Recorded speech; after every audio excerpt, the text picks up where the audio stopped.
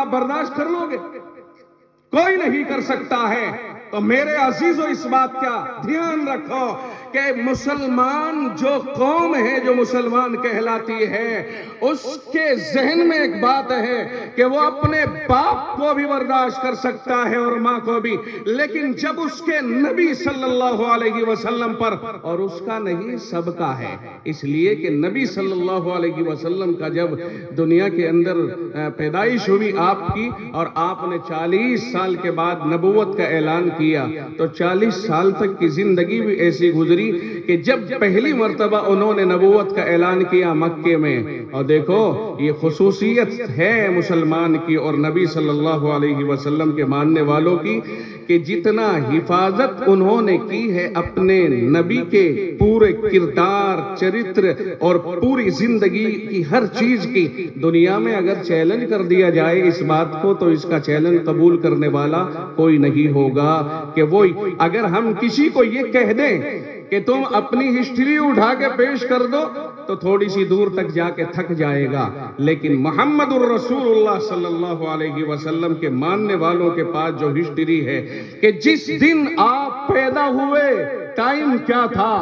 وہ جگہ کون سی تھی، آپ پیدا ہوئے تو کتنے دن دنیا میں کتنے گھنٹے جیے، آپ مکے میں کتنے دن رہے، مدینے میں کتنے دن رہے، کل زندگی آپ کی کتنی گزری ہے، آپ کا جسم کیسا تھا، انگلی سے لے کے پیر کے ناخن سے لے کے سر کے بال تک ایک ایک چیز محفوظ ہے،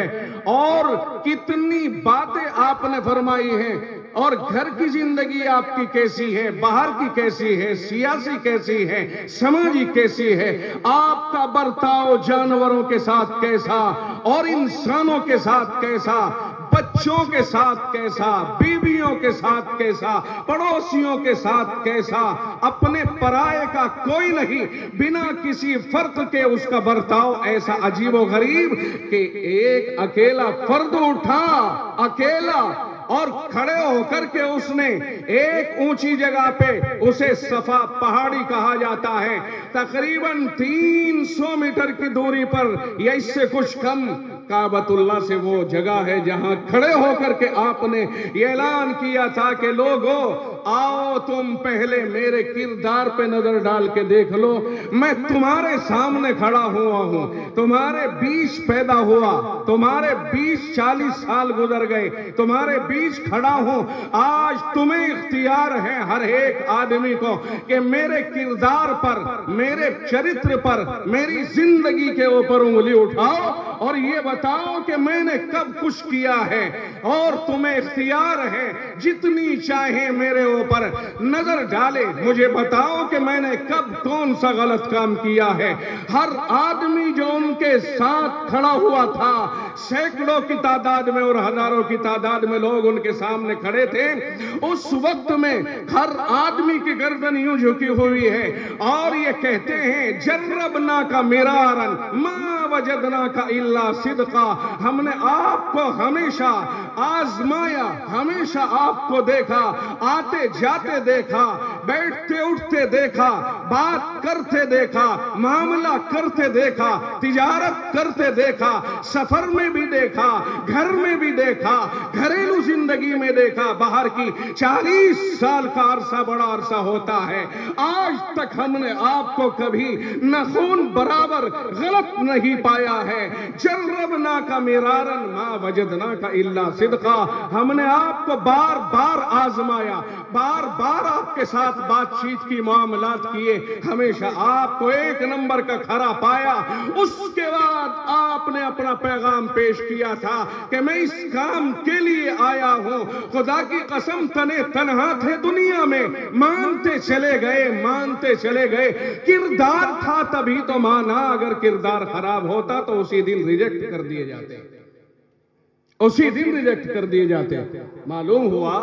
کہ کردار کی بلندی آدمی کو بلند کر دیتی ہے اور کردار کی پستی آدمی کو زمین میں دفن کر دیتی ہے۔ بڑے بڑے آئے،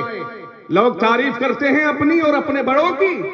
لیکن کوئی ایسا مائی کلال کھڑا ہو کے دکھا دے مجھے جو یوں کہے کہ تم میرے کردار پہ انگلی اٹھاؤ. ابھی اخباروں میں کل کو آ جائے گا کہ اتنا بے ایمان اور اتنا گھوٹالے باز اور ایسی اس نے گڑبڑیاں کر رکھی ہیں, لوگ رجسٹر کھول کے رکھ دیں گے. ایک ذات ہے جو کھڑے ہو کر کے کہہ رہی ہے کہ لوگوں, میں تمہارے بیچ پیدا ہوا, تم میری پیدائش سے لے کر آج تک کی میری زندگی کو جانتے ہو, ذرا میرا کردار بتائیو کیسا ہے. وہ سب کہتے ہیں ایک نمبر کا ہے. تب آپ نے اپنا پیغام پیش کیا تھا اور ساری چیزیں ہمارے پاس محفوظ ہیں, ساری چیزیں یہاں تک محفوظ ہیں کہ آپ کی داڑھی میں اور آپ کے سر میں کئے بال سفید تھے. کوئی ہے ایسا جو ہسٹری کو اتنا محفوظ رکھے؟ بتانا مجھے. یہ ہے دنیا. اس بات کو اچھی طرح سمجھے کہ مسلمان سب کچھ برداشت کر سکتا ہے, لیکن محمد الرسول اللہ صلی اللہ علیہ وسلم پر اٹھنے والا ایک لفظ بھی برداشت نہیں کر سکتا. اس لیے کہ جب رسول اللہ نے اپنے آپ کو اپنے زمانے کے لوگوں کے سامنے پیش کر دیا تھا اور وہ آپ پر انگلی نہیں اٹھا سکے, تو 1400 سال کے بعد بیہودگی کو کیسے برداشت کیا جا سکتا ہے؟ اور مسلمان کا یہ عقیدہ ہے کہ ہر چیز پر ٹھنڈا ہے وہ, مگر محمد الرسول اللہ پر بہت گرم ہے.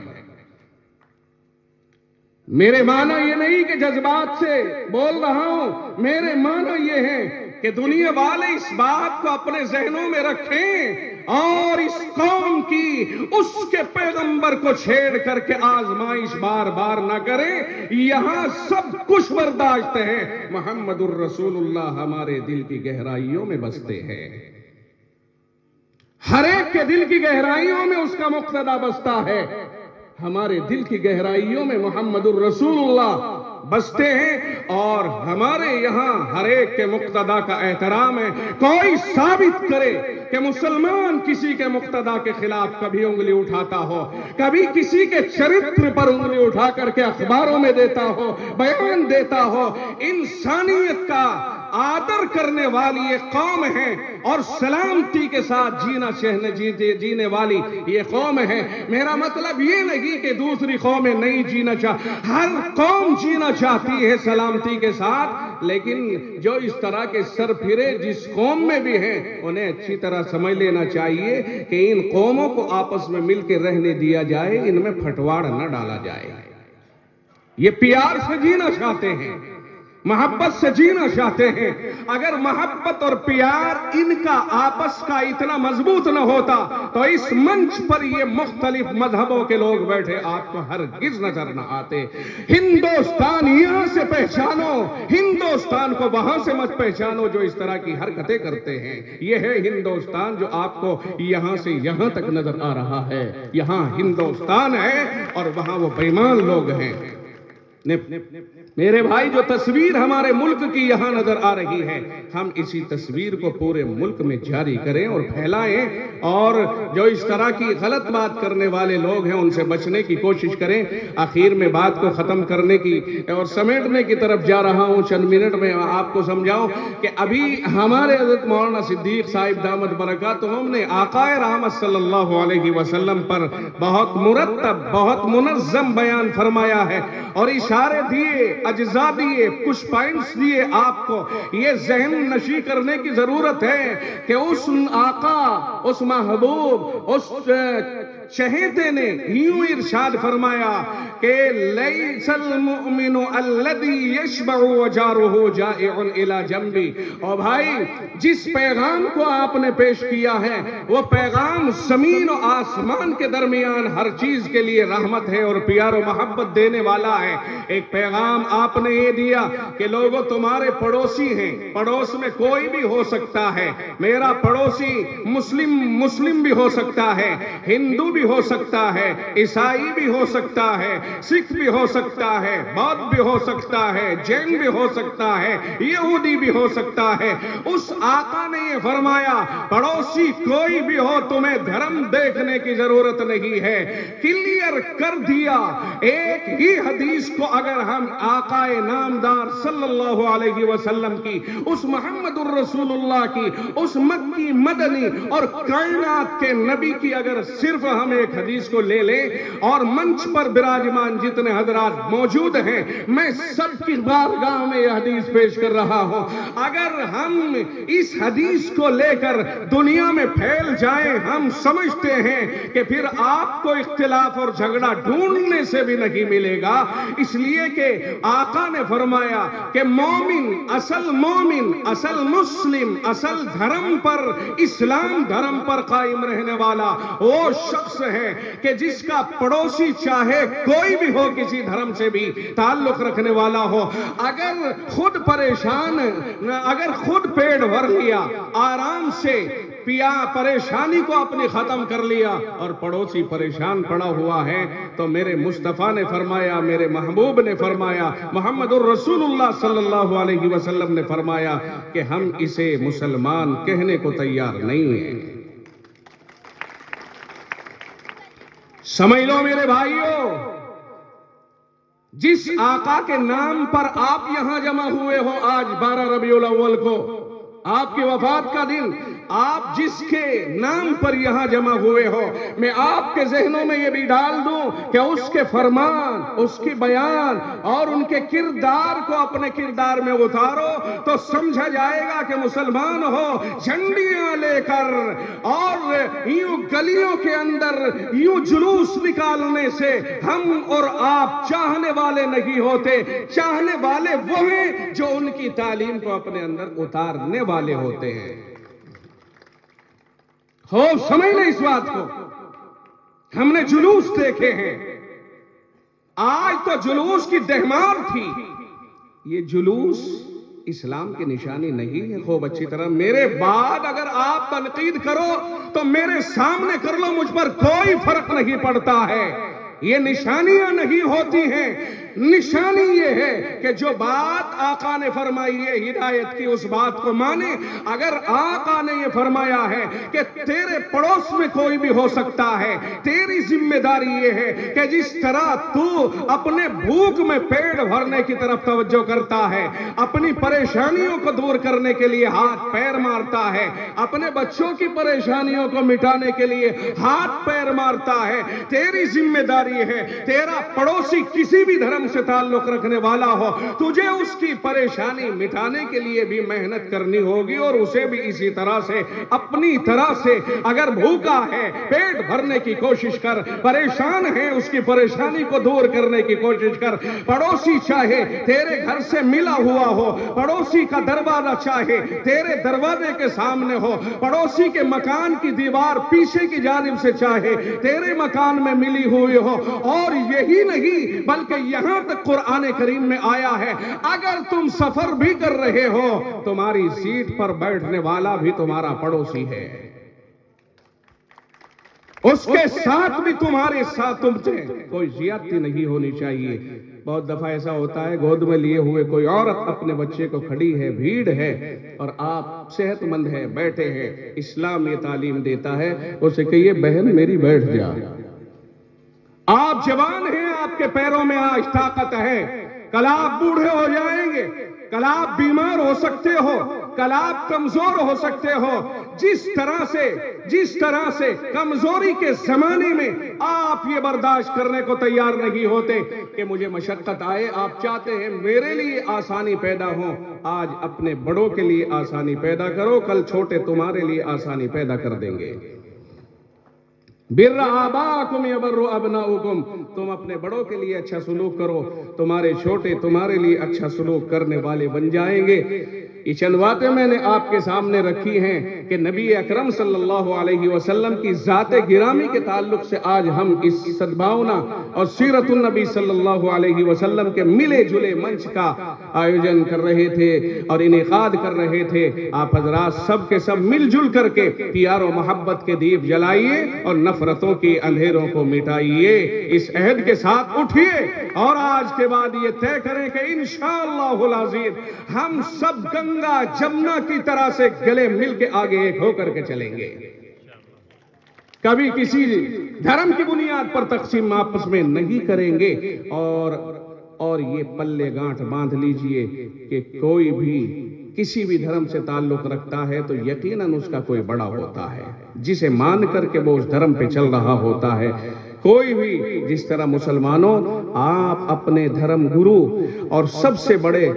انسان محمد الرسول اللہ صلی اللہ علیہ وسلم کی ذات پر کسی طرح کی انگلی برداشت نہیں کرتے تو سب کا یہی حال ہوتا ہے. وہ بھی برداشت نہیں کرتے اور اللہ کا شکر ہے مسلمان کسی کی دھرم کے اعتبار سے دل شکنی کرنا پسند بھی نہیں کرتا ہے اور دھارمک اعتبار سے کوئی بھی دھرم کا ماننے والا اسے پسند نہیں کرتا ہے. وہ ادھرم ہیں، وہ بے ایمان ہیں، وہ غنڈے ہیں جو اس طرح کی حرکت کرتے ہیں، چاہے وہ کوئی بھی ہو، اپنے کو وہ کتنا ہی بڑا کیوں نہ سمجھتے ہو، لیکن غنڈہ گرد ہے، وہ دہشت گرد اصل وہی ہے جو ہم میں دہشت پھیلانے کی کوشش کرتے ہیں. اس لیے قرآن بھی کہتا ہے وَلَا تَسُبُّوا الَّذِينَ يَدْعُونَ مِن دُونِ اللَّهِ فَيَسُبُّوا اللَّهَ عَدْوًا بِغَيْرِ عِلْمٍ. فرمایا کوئی کسی کو بھی مانتا ہو تمہیں کسی کو بھی برا کہنے کی ضرورت نہیں ہے. اس بات کا سبق قرآن نے بھی دیا ہے اور محمد الرسول اللہ صلی اللہ علیہ وسلم نے بھی دیا ہے. اور سب ایک دوسرے کا خیال رکھیں، پڑوسیوں کا خاص طور سے خیال رکھیں. اگر اس پڑوسیوں والی حدیث کو ساری دنیا میں پھیلا دیا جائے تو ساری دنیا ایک دوسرے کی پڑوسی ہی تو ہے، ساری دنیا ایک دوسرے کے پڑوس میں ہی تو رہتی ہے بھائی. اس لیے ان باتوں کے ساتھ میں آپ سے رخصت ہوتا ہوں. اللہ تعالی ہم سب کو اسی طرح سے پیار و محبت کے ساتھ اچھی طرح رہنے کی توفیق عطا فرمائے. اور آئندہ بھی میں ہر سماج کے لوگ یہاں بیٹھے ہیں اور کچھ مندروں کے ذمہ دار بھی یہاں بیٹھے ہیں، گردواروں کے ذمہ دار بھی یہاں بیٹھے ہیں، ہر دھرم کے لوگوں سے جیسا کہ میرے ایک بھائی نے کہا بھی تھا کہ بھئی ایسی سبھائیں ہوتی رہنی چاہیے. میں درخواست کروں گا سبھی سے کہ یہ تو ایک سبھا ہوئی، اس کے علاوہ بھی یہ سبھائیں جب بھی کرو تو جب ہی آپس میں ایک دوسرے کو مدعو کرو اور بلاؤ. اس سے آپس میں تعلقات بھی قائم ہوتے ہیں اور تم میرے قریب آؤ تو شاید سمجھ سکو گے مجھے، تم میرے قریب آؤ تو شاید سمجھ سکو گے مجھے. یہ فاصلے تو دوریاں بڑھاتے ہیں، یہ فاصلے تو دوریاں بڑھاتے ہیں. آؤ نزدیک آ جاؤ اور جب بھی کوئی چھوٹا بڑا پروگرام کرو مل جل کر کے کرو، ایک دوسرے کو دکھا کے کرو تاکہ کسی کو شبہ نہ ہو جائے کہ انہوں نے مندر میں کیا کر لیا، انہوں نے مسجد میں کیا کر لیا، گردوارے. بہت اچھی بات لگی مجھے. ایک دوسرے کو دکھاؤ، چاہے دو ہی آدمی بلاؤ، ایک ہی آدمی بلاؤ، لیکن اوپن ہونا چاہیے اور بلا شبہ یہ بہت اچھی بات ہے. وآخر دعوانا الحمدللہ رب العالمین. ماشاءاللہ.